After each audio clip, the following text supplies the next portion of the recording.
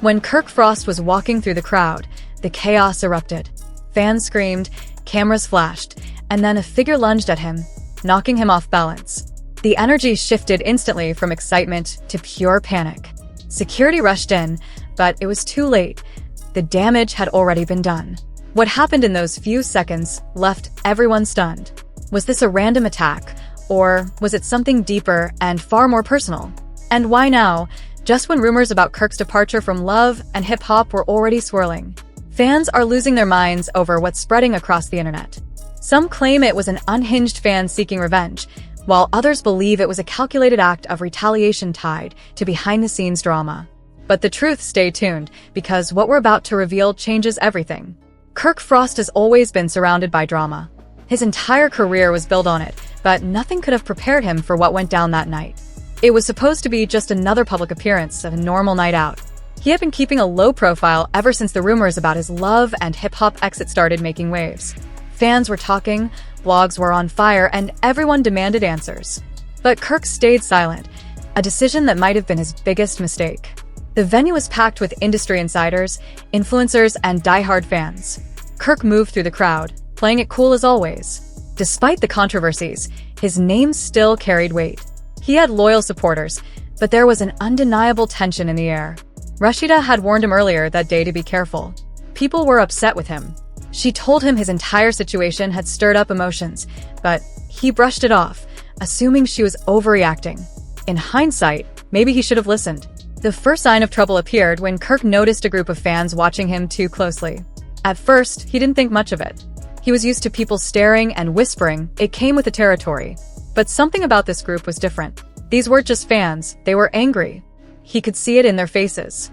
One of them, a man in his late 20s, had a look in his eyes that made Kirk uneasy, like something was about to go down. Then his phone buzzed. A message from an unknown number popped up. "You can't just walk away from this." Kirk frowned, his eyes scanning the crowd, searching for someone watching him too closely. His instinct screamed that this wasn't just some online troll messing around. Something was very, very wrong. His heart began to race, but he forced himself to stay calm. This was a public event. Nothing could happen here. At least, that's what he told himself. As Kirk Frost greeted someone, his hands trembled slightly, but he played it cool, keeping up the unbothered reality star persona. Then, everything changed in an instant. The same man from the crowd suddenly broke through security. No shouting, no warning, just a violent blur of motion, a fist swinging fast. Before Kirk could react, pain exploded across his face. The crowd erupted into chaos. Security tackled the man to the ground, pinning him down as he thrashed and screamed. His voice finally cut through the madness. "You ruined everything, you liar." A chill ran through the crowd. This wasn't some random attack. This was personal. The attacker lunged again, still fighting to get to Kirk. His words drowned in the madness. Cameras flashed, fans screamed, and phones were already recording. Within minutes, this moment would be everywhere. Then sirens. The police stormed in, pushing through the panicked crowd. The man kept screaming as they dragged him away, his voice desperate. "Tell them the truth, Kirk."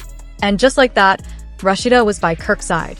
Her face was tight with fear and fury, her voice urgent, but Kirk barely heard her. His heart pounded, his ears rang, and when he wiped his lip, his fingers came away stained with blood. The reality hit him all at once. This wasn't just an attack, it was a message. But from who? And why? Police questioned witnesses as the attacker, still wild with rage, shouted his final warning before they shoved him into a squad car. "You had him forever, Kirk." Kirk and Rashida locked eyes. They both knew the truth. This wasn't the end. If anything, this was just the beginning. Later that night, Kirk sat in his car, his blood running cold. He had been in the industry long enough to know when something was just internet noise. This wasn't that. Someone had used a public attack to send their first warning. His phone buzzed nonstop. The footage was everywhere: Instagram, Twitter, gossip blogs. Millions of views were already racking up. But that wasn't what had Kirk on edge. His inbox was flooded with messages from burner accounts, and then one message stopped him cold. "They're coming for you. You need to leave town." But this wasn't from a burner. This was from an old friend, someone Kirk hadn't spoken to in years. His pulse thundered in his ears. This wasn't just any troll talking. This was someone who knew something, someone close enough to the situation to send a real warning. Yes, Kirk had plenty of enemies in the industry, but this felt different. Rashida's voice snapped him back to reality. She gripped the steering wheel tightly, her expression a mix of anger and worry. Kirk, we need to talk. She had been silent since the attack, but he had noticed her clutching something big. Kirk sighed, locking his phone, rubbing his aching jaw where the punch had landed. Go ahead, he muttered. Rashida didn't waste a second. Who was that man? She demanded. He knew you, Kirk. That wasn't just some crazy fan. What the hell is going on? Kirk exhaled and stared out the window. He wanted to dismiss it, tell her it was just some random prank, but he knew better. Rashida had been by his side for too long and had seen too much. I don't know, he admitted, but I have a bad feeling about this. Rashida shook her head and scoffed.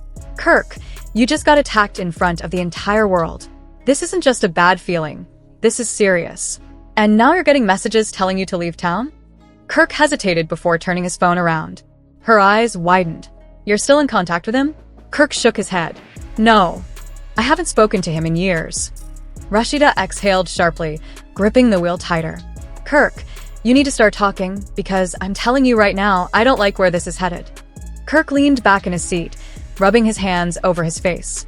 He didn't know where to begin, but one thing was certain. This wasn't over. As a victim, they wanted to know if he recognized his attacker, if he had any enemies, if he had received threats before. Kirk kept his answers vague.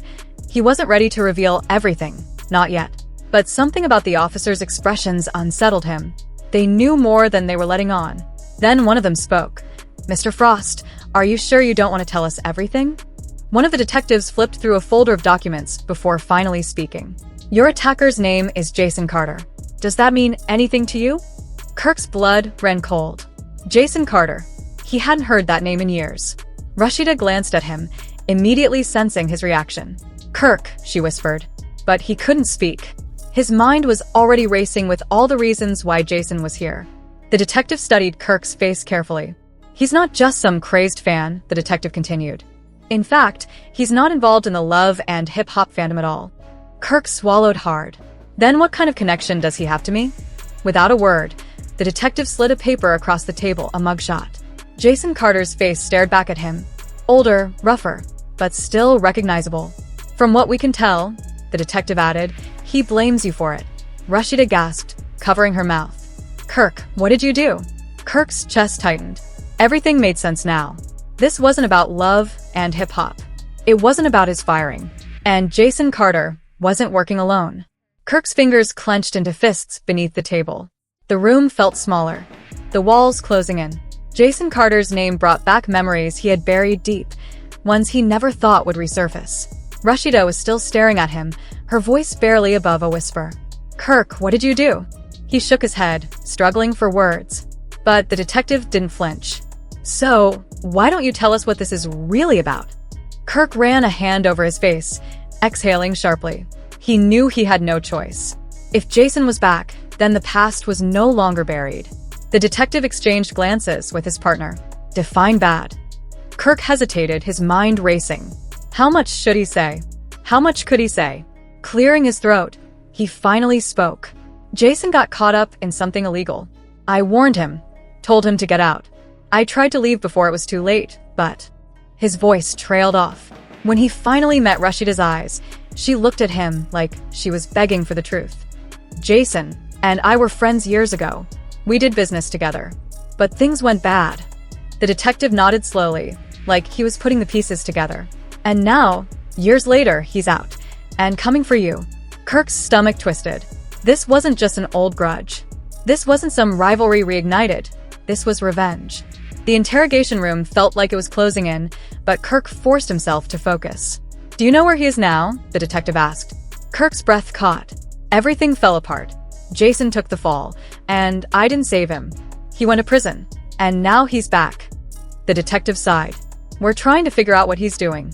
But Mr. Frost, if he's truly after you, you need to be careful, because if last night was just a warning. He shook his head. The next time, Rashida inhaled sharply, gripping Kirk's arm. We need to leave town. Kirk shook his head. That's exactly what he wants. He wants me scared. He wants me running. His voice was firm. I'm not giving him that. Rashida's voice broke. Kirk, this isn't a game. This man tried to hurt you in public, and now he's sending you threats. What happens if he... A sharp knock at the door cut her off. An officer entered with a phone. The detective frowned and pressed play on a video. Kirk and Rashida leaned in. Their blood ran cold. Security footage from the night before, a new angle. In the grainy black and white video, long before the attack, Jason Carter was seen lurking near the venue's entrance. But the worst part? He wasn't alone. Another figure stood beside him. Hooded, face hidden. The two men spoke for a brief moment before the hooded figure handed Jason something, a small object, barely visible. Kirk's stomach dropped. Pause it. Zoom in. The detective did. Kirk barely had time to react before he was out the door. Rashida was right behind him as they ran to the parking lot. Kirk fumbled for his keys, terror consuming him. If Jason had access to his office, that meant... He didn't even finish the thought before speeding down the street. Rashida's voice shook. A key to what? Kirk didn't answer. He didn't have to because he already knew that key was to his office. The drive felt endless, but when they arrived at the building, Kirk's worst fear was realized. His office door was open, not kicked in, not forced, just unlocked, as if someone had simply walked right in. Rashida grabbed the dashboard, frantic. Kirk, slow down. What if he's still in there? Kirk's hands tightened around the wheel. Then I'll deal with him. But deep down, he wasn't sure what he'd find. The office was dark, eerily silent. Papers littered the desk, drawers left half open as though someone had been searching for something. And then he saw it, sitting dead center on his desk, a black envelope. Rashida gasped. What is that? Kirk swallowed hard, his hands shaking as he opened it. Inside was a single piece of paper, folded neatly. For words written in red ink. This isn't over, Kirk. Rashida took a shaky step back. He was here.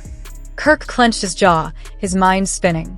Jason had broken in, gone through his belongings, and left him a message. But what was he searching for? What was he planning to do next? Before Kirk could respond, his phone buzzed, unknown number. He hesitated, then answered. A chilling voice whispered, "Enjoy the memories. You should, because soon, that's all you'll have left." The call disconnected. Kirk stood frozen, his breath shallow. Rashida clutched his arm, her face pale. It was clear now, Jason Carter wasn't just back for revenge. He was back to ruin Kirk's entire life. The office break-in, the cryptic message, the chilling phone call. Jason wasn't just sending threats. He was playing a game, and Kirk wasn't sure if he could win. Before he could respond, there was a sharp noise that broke the silence. A knock at the door. Both of them froze, and Rashida's grip tightened around Kirk's arm. Kirk took slow, measured steps toward the door, his pulse pounding in his ears. He reached for the knob, hesitated for a moment, then yanked it open. Nothing was there. The hallway was empty. But just as Kirk exhaled in relief, his eyes locked onto a small, unmarked package on the floor. His stomach churned. He took a step back, resisting the urge to touch it, but he couldn't ignore it. With careful fingers, he tore off the brown paper, revealing a single item inside. A USB drive. Kirk and Rashida exchanged a tense look before he moved to his laptop and plugged it in. His breath hitched as the screen flickered to life. A single video file appeared, no title, no description, just a timestamp from earlier that day. A cold dread settled in his chest as he hesitated for just a second before clicking on it. The video began playing. What they saw sent a chill down their spines. It was security footage of their house. Rashida gasped, her hands flying to her mouth. Kirk's stomach twisted as he watched himself and Rashida leave earlier that day. Moments after they had driven away, a figure stepped into the frame, Jason. He wasn't hiding. No mask, no shadows. He wanted them to see him. He walked right up to their front door and tried the handle locked. But instead of breaking in, he did something far more sinister. He turned to the camera, grinned, and leaned in. His lips moved, but there was no sound. Kirk's hands trembled as he stared at the screen. Can you read his lips? Rashida's voice was barely above a whisper. Kirk's throat tightened. He's saying, "You should have let me in." A sickening realization dawned on them. Jason hadn't just broken into Kirk's office. He had been at their house, waiting, watching. Kirk slammed the laptop shut, his entire body rigid. "We're leaving." Rashida immediately grabbed her bag. "Where are we even supposed to go?" Kirk's jaw clenched. "Somewhere he won't find us." They hurried out of the office, paranoid. Every step felt like they were being watched. As they got into the car and drove away, Kirk couldn't shake the eerie feeling that Jason was already 2 steps ahead. Rashida clutched her phone. "I'm calling the police." But before she could dial, her phone buzzed, a new message from an unknown number. She slowly opened it, and her blood ran cold. It was a live photo of them, taken seconds ago from inside their car. Rashida dropped the phone, her voice a strangled whisper. "He's here." Kirk's grip tightened on the wheel, his knuckles turning white. His mind raced. How? Where? And then, a car slammed into them. Before Kirk could react, the impact sent them skidding across the road. Tires screeched. Rashida screamed as Kirk fought to control the car, his heart hammering in terror. Another hit. And another. Jason wasn't just following them. He was hunting them. Kirk yanked the wheel, trying to veer into a side street, but the other car was relentless. The final impact sent them spiraling out of control. Glass shattered. Metal crunched. And then, darkness. The first thing Kirk noticed was sirens as he regained consciousness. His head ached, and his vision was blurry. Rashida was slumped against the seat, groaning in pain. He tried to move, but a sharp pain shot through his body. They were still in the car, but where was Jason? Flashing red and blue lights illuminated the wreckage. Officers rushed toward them, voices shouting. Paramedics swarmed them, checking their injuries. But Kirk wasn't listening. His eyes scanned the area. Jason was gone. Then, he saw the detective from earlier. His face was grim. "Mr. Frost, you're lucky to be alive." Kirk's voice was hoarse. "Did you catch him?" The detective shook his head. "By the time we arrived, he was gone. But we'll find him." Kirk clenched his fists. He wanted to believe that, but deep down, he knew the truth. Jason wasn't finished. And the next time he returned, they might not survive.